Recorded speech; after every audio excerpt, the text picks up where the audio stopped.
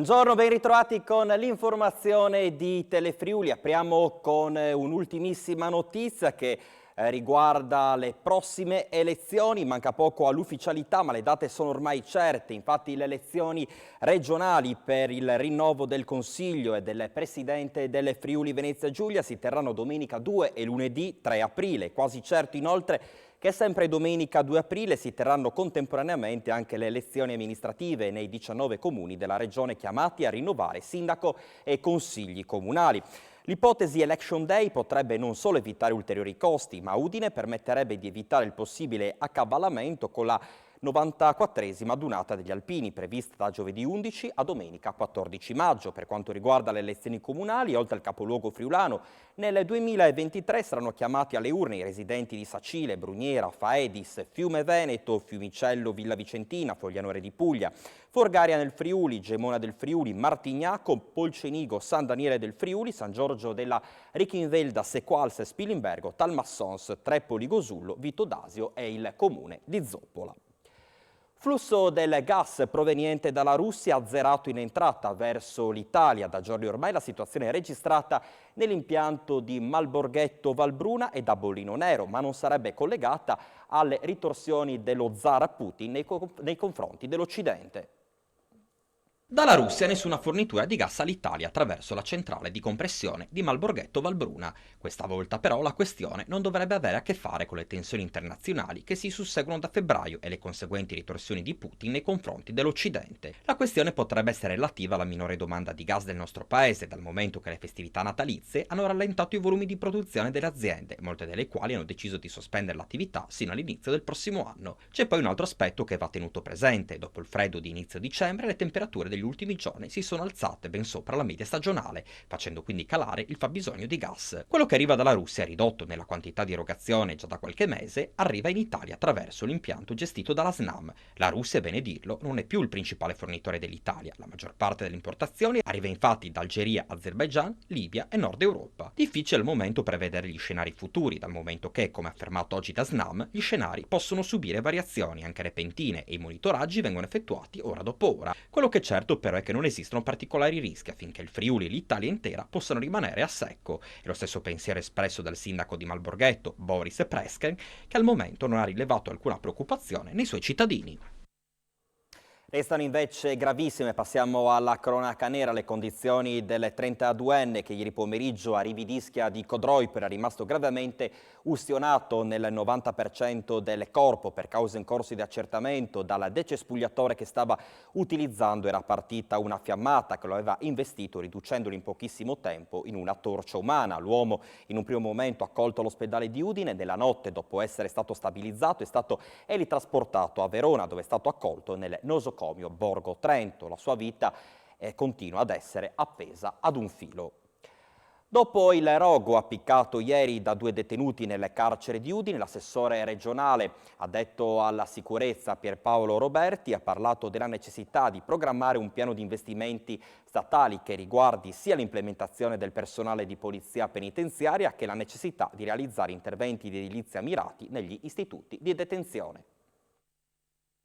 È assolutamente prioritario programmare un piano di investimenti statali che riguardi sia l'implementazione del personale di polizia penitenziaria sia la realizzazione di interventi edilizi per migliorare la condizione degli istituti di detenzione. L'assessore regionale alla sicurezza Pierpaolo Roberti, oltre ad aver espresso la massima solidarietà alla polizia penitenziaria che ancora una volta è costretta a confrontarsi con la situazione di estrema sofferenza in cui versa il sistema carcerario italiano, è tornato alla carica sulla questione degli investimenti dopo che ieri pomeriggio 2 detenuti hanno acceso un rogo nella cella del carcere di Udine. Una forma di protesta chiara, quella avanzata in particolare da uno dei 2, dopo che si era visto negare la richiesta di essere messo da solo in una cella. L'uomo infatti aveva tentato già in passato gesti di autolesionismo. Nel rogo di ieri, spento prontamente col supporto dei vigili del fuoco, erano rimasti intossicati alcuni agenti penitenziari e gli stessi carcerati. Come ha sottolineato Roberti, anche alla luce dei fatti successi recentemente a Milano, emerge l'assoluta priorità di programmare un piano di investimenti statali che riguardi sia l'implementazione del personale di polizia penitenziaria, sia la realizzazione di interventi edilizi per migliorare la condizione degli istituti di detenzione. Non si può più ignorare, infatti, ha detto Roberti, quella che oggi rappresenta un'emergenza a cui lo Stato ha il dovere di dare una risposta. Una pistola risalente ai primi anni del Novecento è stata rinvenuta a Tavagnacco, lungo Viale Trieste, in una zona campestre. A trovarla in pessimo stato di conservazione sono stati i carabinieri della stazione di Tricesimo che hanno recuperato l'arma dopo la segnalazione di un cittadino al quale non era passata inosservata la presenza di quell'arma. La pistola, seppure in condizioni precarie in quanto a manutenzione, conserva ancora il numero di matricola. Dopo gli opportuni controlli, però, è emerso come l'arma non risulti censita nella banca dati della polizia. È possibile pertanto che nel tempo, dopo il decesso del proprietario, la stessa pistola sia passata di mano in mano, senza però che i vari passaggi fossero comunicati ufficialmente alla questura competente. Il Comitato interministeriale per la programmazione economica e lo sviluppo sostenibile ha sbloccato 4 miliardi e mezzo di euro per opere infrastrutturali fondamentali, via libera in Friuli Venezia Giulia, rifacimento del valico e dell'autoporto di Fernetti. Via libera da Roma decine e decine di cantieri infrastrutturali in tutta Italia. A deciderlo è stato il CIPES, il Comitato interministeriale per la programmazione economica e per lo sviluppo sostenibile, su indicazione del governo Meloni, e ad annunciarlo è stato il Ministero delle Infrastrutture e dei Trasporti. Verranno finanziate opere legate all'ANAS in tutta Italia per un valore di 4 miliardi e mezzo di euro. Una piccola fetta di questi arriverà anche in Friuli Venezia Giulia per finanziare il rifacimento del valico di Fernetti. L'importo che sarà destinato è di 16 milioni di euro, con l'obiettivo di mettere in sicurezza la viabilità legata all'autoporto e la realizzazione del nuovo collegamento con il valico. Cifre ben diverse destinate al vicino Veneto, dove verrà finanziata la variante di Longarone. Obiettivo: chiusura entro le Olimpiadi invernali di Milano Cortina, con i nuovi 11 km di strade che prevederanno la costruzione di gallerie, lo sghiaiamento del Piave e la realizzazione di una nuova viabilità per un valore vicino ai 400 milioni di euro.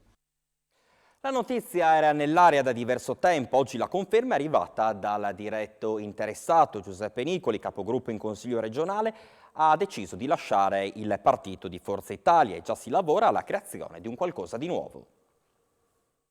È stata una decisione sicuramente sofferta, anche perché sono entrato in Forza Italia dal bell'inizio, dal febbraio del 94, quindi sono quasi 29 anni di militanza in questo partito, che oggi ha assunto delle posizioni politiche diverse rispetto all'origine. Non un fulmine a ciel sereno, ma già da diverso tempo i rapporti tra il capogruppo di Forza Italia in Consiglio regionale Giuseppe Nicoli e il resto del partito erano piuttosto tesi. L'ormai ex capogruppo non lesina le critiche anche ai vertici locali. Le posizioni che ha assunto il partito anche a livello regionale debbano essere in qualche maniera corrette.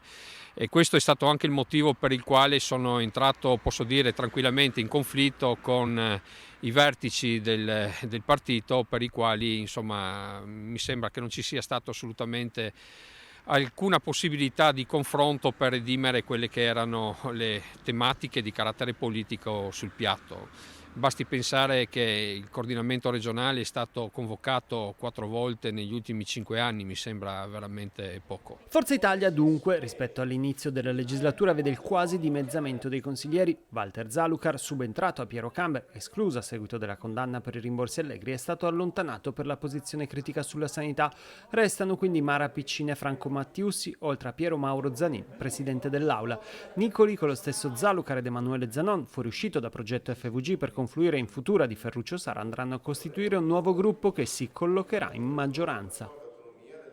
Clout e Forni di Sopra mai così vicine, saranno infatti collegate da una pista ciclabile immersa nella natura. L'opera sarà pronta entro il 2024 e costerà più di $500 000, un'importante occasione turistica per entrambi i comuni montani.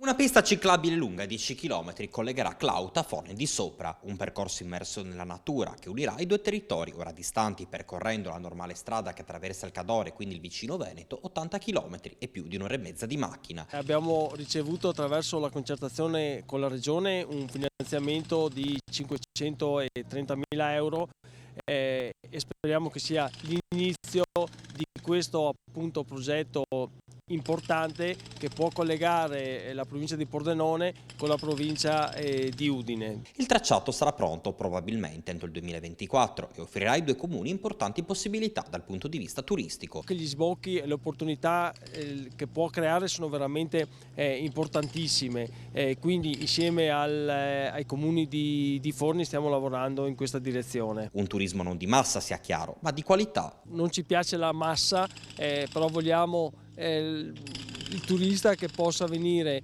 nei nostri territori a godersi il silenzio e godersi quello che la nostra natura può offrire.